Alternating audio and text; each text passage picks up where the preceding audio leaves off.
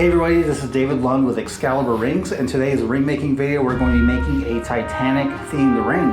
What I mean by that is we're going to be using authentic coal from the Titanic that is resting in the northern Atlantic.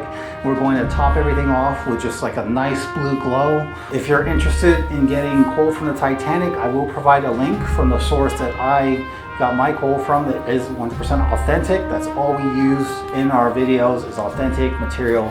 I'm going to take you through the entire process and let's get this going.